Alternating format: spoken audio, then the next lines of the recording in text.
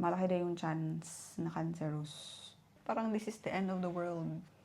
Invasive ductal carcinoma grade 3.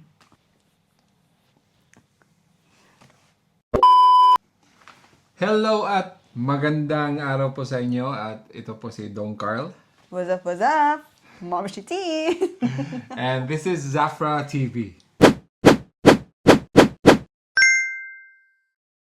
So, guys, ang pag-uusapan natin is all about, Ma'am Shitin was The journey. was diagnosed with stage 1 breast cancer. So, yung pag-uusapan natin ngayon is the journey. So, ito rin... The journey to NED. Ha? Ano yung NED? No evidence of disease. In short, Parang cancer clear free. na. Ha? Kaya ba? Journey to NED. So, ano na siya, confident na siya humarap sa camera kasi... Na may hair. So guys, Kasi may hair. the purpose of our video is to spread Awareness. awareness and And to help like sa mga other people yung who experience the same na diagnosed din ng breast cancer. mga ganyan. So, i-share namin yung ano yung nafe-feel at ano yung mga things na ginagawa or mga ginagawa ni Ma'am Shitin para like pang ano lang para Na-experience. So, based on experience, at least, maka-impart ng positivity, tsari. So, I'm gonna ask you a couple of questions, ha? Wow, hot seat. Okay, so, first of all, ano bang feeling? Like, ano bang na-feel mo nung nalaman mo na na may breast cancer ka? Or my lump. Oh, lump. Lump, At first, lump. nung lump, ano pa yun, like very, pa ko, kanang, baka wala lang to, ganyan.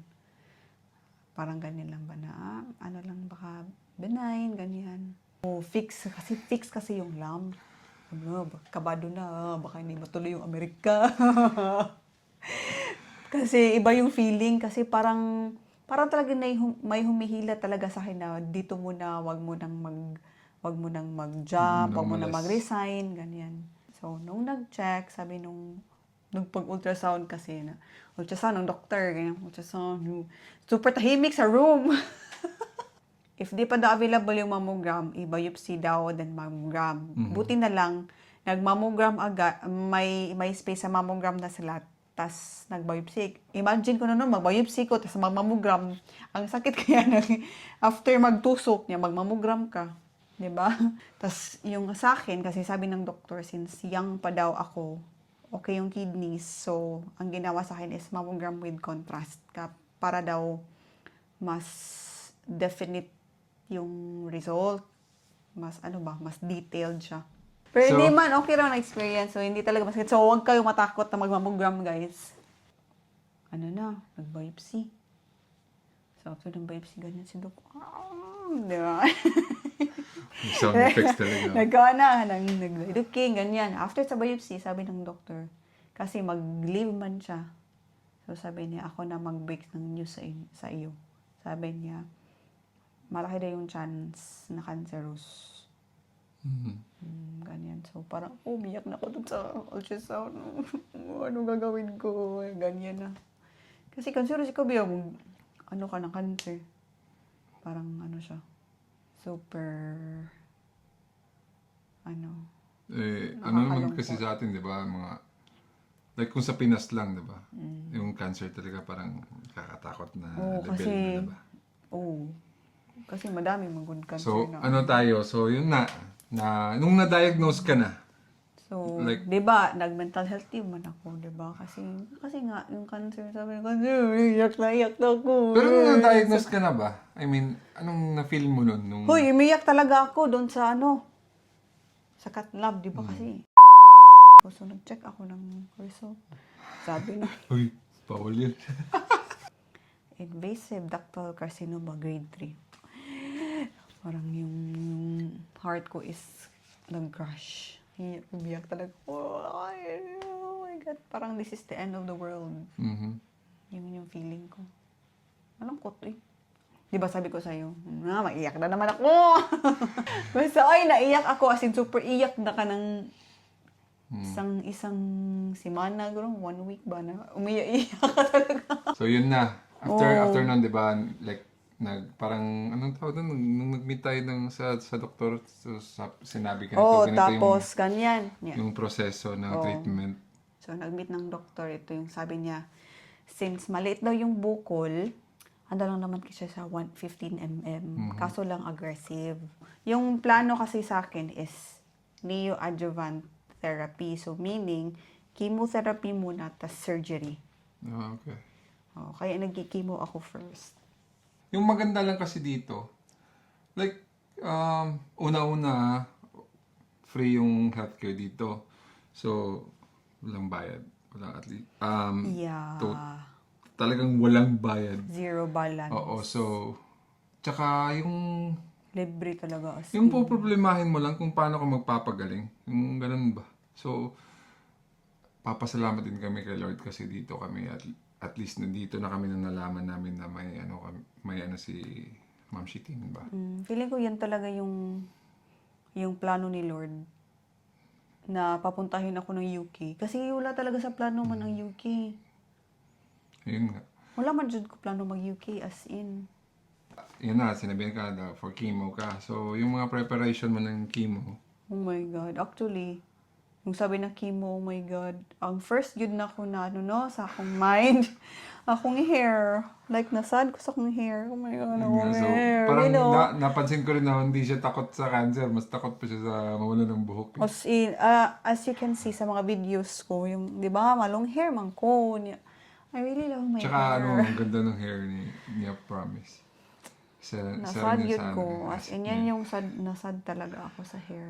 Bakit ka pala hindi nagpa-shave? Like, teka lang ha, mostly kasi nakikita natin or sa mga kaibigan natin or sa mga video or sa mga movies ba? Oh, na mag-shave din sila. Mag-shave No? talaga. Bakit napag-desisyonan mo na hindi mag-shave? Feeling ko kasi ma-depress ako pag wala akong hair. Talaga. At saka, mabuti rin naman kasi hindi naman siya patchy-patchy, no? Talagang even yung Oh, as in, I don't know. Ay, takot ako magpakita sa inyo, guys, na walang buhok. Side effects. Usually, side effects. side effects, oh. Sa first 3, Sa first. yung red devil na tinatawag nila, grabe yung mga hot flashes ko. Like, pag, I don't know if every night ba yun or parang mainitan ka lang, talaga naiinit yung buong katawan ko. Ayun nga, napapansin kita kasi, on mo yung, tinaturn on mo yung heater, tsaka after mga couple of minutes naman, off na naman kasi, parang pabago-bago yung temperatura ng katawan mo. So, malamig ang environment. Naghabol. Ano ba yan? Blankets. Ano ba yung naghabol? Habol, iba yung habol sa Tagalog eh. Yung Ano mo yan? Basta yun na yun. Kumot. Oh. nagkukumot. Di ba, mainit man. So, grabe yung init. Ay, murakog ka ng, parang nilagay ka sa oven. As in, tas ginaganyan ko na. Walang tulog ba? So, pag ganyan ko sa kumot, giniginala naman, gaganyan. Yung dila, para siyang Parang namamaga. makapal. Parang namamaga. Hindi naman. Parang makapal lang. Hindi siya masakit. Numb? Parang ganyan. Tapos makapal. Tapos hindi mo malasahan yung food. Saka hindi ka naman susuka. Nasusuka, pero hindi ako sumuka. Sated lang. Kasi bloated sa tummy. So yung first 3, yung Red Devil na tinawag nila. After nun, yung pang fourth, di ba? First pa naman. Anong tawag ng gamot yan? Sa fourth? 12 12 Taxel. So, ano ba yung pinagkaiba ng side effects nila? Sa easy, sa akin lang kasi di ba may injection na nireseta yung doktor para sa WBC na tumaas, na mag-maintain sa normal level. Kasi ang effect ng chemo sa body is bagbaba ng WBC, bababa yung platelet, bababa yung RBC. So, So, bali, kaya ano, binigyan ako ng injection for WBC kasi yan yung magpa-fight ng infection para hindi ako magka-infection. ang tawag, immunocompromise? Oo, kasi immunocompromised man basta mag-chemo. Mm. So, may injection. So, feeling ko, yung injection, yung nakapagbigay ng sakit ng katawan ko Mhm. From your chemo day ba? Ilang araw yun? sa 4th day. Doon na umakit Oo. lahat ng ano. Hindi ko alam if sa chemo yun or, Or sa sa injection. injection. Pero ayun, isa rin yung advantage dito kasi pag like may problema ka sa mga gamot na tinitake mo, yung mga injection, pag ganun, pag may, di mo kaya yung side effect, Tawag ka. tatawag ka, syempre, or ilag mo para malaman nila na parang parang hiyang ka dito, parang ano ka dito para sa'yo. So, ang ginagawa nila, ina-adjust nila. So, after Oo, pinapalitan. the second Pinapalitan yung treatment, gamit. pinapalitan nila agad para makaya ng katawan mo. Oo, kasi iba-iba kasi. Para siyang every after chemo, mas lalala daw yung side effect. Mm, Pero buti na lang sa akin, hindi. Praise God. strong. Praise God. Thank you, Lord. Kasi pinag-pray ko talaga yun. So, yun nga, sa Para makalahutay ba? Parang ano na. maka-endure. Yung sa fourth, okay na, no? Yung, Sa 4th, yung bagong gamot ah, na yung na-feel ko naman is wala yung bloated, ganyan. Pero parang sa dila lang makapal. Ay, hindi ako masyado mainom ng tubig, pero dapat talaga uminom ng tubig. mhm. Kasi ma-dehydrate man. Pero yung sa akin, yung sa docetaxel, hindi ko alam if sa injection pa din to, no? Masakit yung katawan ko. From mag-chemo ko Friday. Sunday, sa Monday. Agad. Oo, agad sa Monday. Until sa Thursday. Sa Friday, medyo na siya, nawawala, pero meron pa din. So, para siyang 1 week ba, na masakit ang katawan. Pero bearable naman. Pero at least, di ba, nung sa first 3 mo, every 2 weeks? Oh, every 2 Every 2 weeks. Ngayon naman Once every kasi, 2 weeks. ngayon naman kasi yung sa pangapat. Once Diba? every 3. Once every 3. So, medyo mataas-taas nga lang yung suffering mo. Pero mataas naman yung pahinga mo. Siguro feeling ko, nang dahil sa muscle pain. Kasi pag every 2 weeks mo, parang, Patay ka. oo, parang sa 1 week na after chemo, parang, Lantang gulay ka. parang masakit yung katawan. Tas, the week after, magkikimo ka naman, patay. So, parang walang, parang at least may time na mag-recover yung body ba? Mapahinga. So, loss of appetite, hindi naman ako nawala ng gana. Mhm. Wala lang lasa ang food. Mm. Pero pag kumain na, nag-start na ng kain, okay man mag-food. So, like, okay yung... Pambo. Napansin ko rin sa kanya, para lang daw, di siya like... Hindi ko ma-feel ang tawag ba? nun? Yung karang kasukaon? Nauseated. Nauseated. Para di siya maka-feel nung nauseated. Yun ba yun? Nauseous. Nausea. So, parang di siya Parang mahilo or... Yung, Hindi masusuka. No, hindi masusuka. Yung ginagawa niya, kain lang ng kain. Yeah. Kaya, tumataba. May chewing gum, namit, may sweets. Para hindi ko lang malasahan yung dila. Kasi ang dila man ang... Problema. Oo, kasi makapal ba? Pastag mag-tone ka ng laway. Tsaka yung, pala, yung side effects, no? Yung like, ginaganon ka lang. Kaya nga, yun yung sabi ko na super sensitive sa skin. Yung sa injection. Grabe yung after ng first chemo, Hindi ako nakatulog talaga. Parang Yung sa nakaganyan. first lang. Oo, nakaganyan lang sa unan ba? Kasi ayaw kong humiga. Kasi mafe-feel ko talaga yung creases. Yung mga fold-fold sa blanket sa likod ba? Oo. Pag ganyan, sige ito. Dili na dyan ko. Tapos, ang leeg. Pag ganyan mo ang sakit talaga. Hindi mo mana ba? Hindi mo talaga ma-lift kasi ang sakit. Super.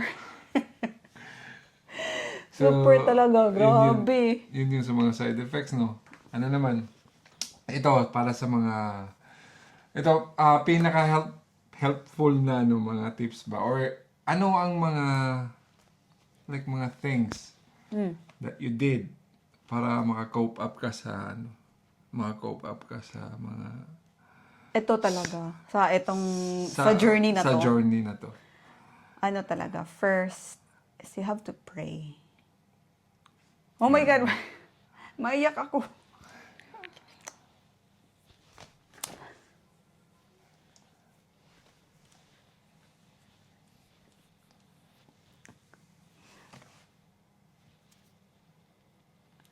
Okay lang yun.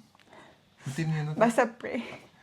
Super, kasi, parang, yung, kung sa pray lang, mas pasalamat kasi kami. Hindi naman kasi hindi ko mahihirap ma-explain, pero hindi kami nagpapasalamat dahil dumating tong sakit na to. Pero, isa din yung, like, number one naming, like, sandata, or weapon yung, sa ngayon is prayer. Like, parang binigay sa amin to ni Lord. Para like makilala namin siya ng Parang makilala ng husto. ng lubusan. No? So yun, pray, Pray, as in ang dami naming prayer warriors. Hindi ko na maisa-isa, pero ang dami talaga nila. Hinihingi ko talaga kay Lord, kay Mama Mary na sana yung chemotherapy is effective siya for me. Kasi may iba man na chemotherapy hindi effective sa iba, ganyan. Sa akin lang is hinihingi ko na ang chemo maging effective siya na ma-shrink yung tumor na meron ako. Tas pinag-pray ko talaga na yung side effects is minor lang na makaya ko ba na hindi. Pero dininig ni Lord. As in, kasi nung nag-meeting kasi kami sa oncologist, binigyan ako ng papel para sa mga gamot, ano mga side effects, ganyan. Makikita mo talaga dun lahat ng side effects. Parang matatakot ka na ano ba. Tapos yan, pinag-pray ko na minor lang side effects, makakaya ko lang, na hindi masyadong malala ang maramdaman.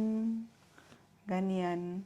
So, binigay naman sa akin ni Lord. At nakaya-kaya naman. So, marami din naman akong prayer warriors. Grabe yung mga support ng friends ko. Super, super thank you talaga. As in, Thank you sa super inyo talaga. Tsaka yung mga family namin, grabe yung suporta. As in, hindi ko kayo maisa-isa, pero salamat. As in, super thank you.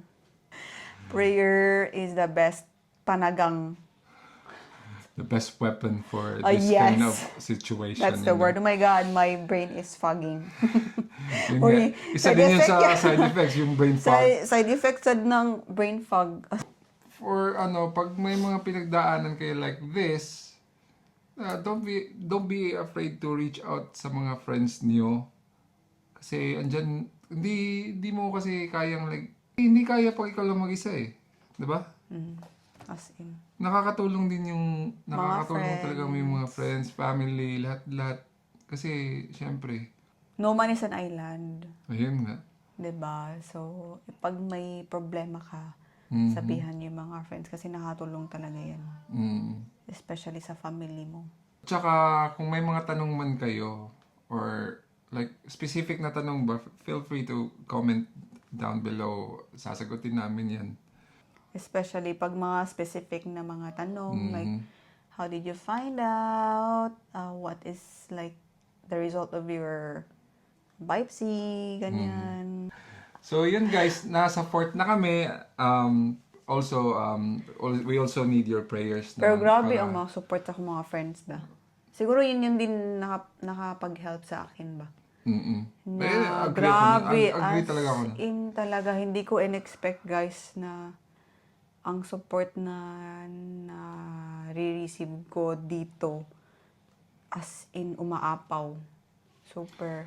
From cardiology family, sa Royal Surrey, sa mga friends natin, sa Tesco na family, as in sa Milford family, grabe, sa mga CCMC family. Thank you talaga. In super, guys. Tsaka sa amin lang, hindi naman kami kasi like ang tawag doon. Sa mga bonbonanon. Manano. Hindi namin na-feel na like yung nasa ibabang-ibaba na kami kasi iniisip lang namin binigay to ni Lord, hindi naman hindi sa walang rason or baka binigay to kasi parang for preparing for like a bigger Yeah. um Plans. plans. Oh, yun nga. So yun, ano pang mga things to do or ano pang mga pang coping Di ba? ginagawa mo? Of course. Ano pa? Ito, madaling sabihin, pero mahirap gawin. Is you have to stay positive. Mhm. Yeah. Yeah. Kasi So, insert ko lang kasi sige. ano naman kasi pag for mga ganitong sitwasyon pag nalaman mong like may mga ganito kang na-diagnose ka ng mga ganitong klaseng sakit, hindi naman natin masasabing parang wala lang sa'yo. Siyempre, babagsak mundo mo. As much as possible, talagang stay positive talaga kasi walang parang ida-down ka ng parang System mo. system mo pag naging ka pa naging nagpapaka-stress ka pa Yeah. Kasi feeling mo, depressed ka, tas nalulungkot ka, na malayo ka sa family mo, tas meron ka pang cancer. Kasi pag yan, yung body mo na ang nagsasabi na depressed, talagang magde-deteriorate ka. So, as much as possible, find ways to make yourself busy, happy, and stay positive. Mhm. Kasi sabi nga nila, cancer is not a death sentence. So, di ba nowadays, marami talagang research. Marami Marami ng research, marami ng nag-heal, marami ng nag-remission sa cancer talaga. So, alam mo, pag mag-chemo ka, talagang ida-down ka. Meron kang bad days talaga eh. Talagang maiiyak ka, na parang ida-down ka Senti talaga. days. Oo. May senti days. Meron din akong ganyan. Parang ayoko na kasi masakit yung katawan ko, ganyan. As much as possible, talagang galaw na galaw. Hawak mo ang beat, ha? Isayaw mo yan. Hindi, mag-ano ka. Move Like, as much as possible. mag-walk. Mga walk. Walking, kahit ano lang, mga 10-minute walk sa labas. Sinurrender ko na lahat kay God. So, wala talaga akong worries. As in the promise, parang, Lord, ikaw na bahala. Like, Same lang tayo. I lift it up to you para hindi ako mag-worry. Same lang tayo. Yeah. So yun guys, thank you so much for watching this video. Gusto ko sana mag-shout out, pero baka may makalimutan ako, Wag na. yung iba. Ang dami naman kasi nila. Parang di kasya sa isang page na isulat yung mga pangalan. Guys, super thank you. Thank you so much. Thank you so much for watching. Ano naman kayo, like, tsaka share, at tsaka subscribe na rin sa channel. Guys, thank you very much. Thank you. So guys, again, thank you so much for watching. This is Don Carl. Ma'am Shitin. And this is Zafra. TV. Adios. What's up?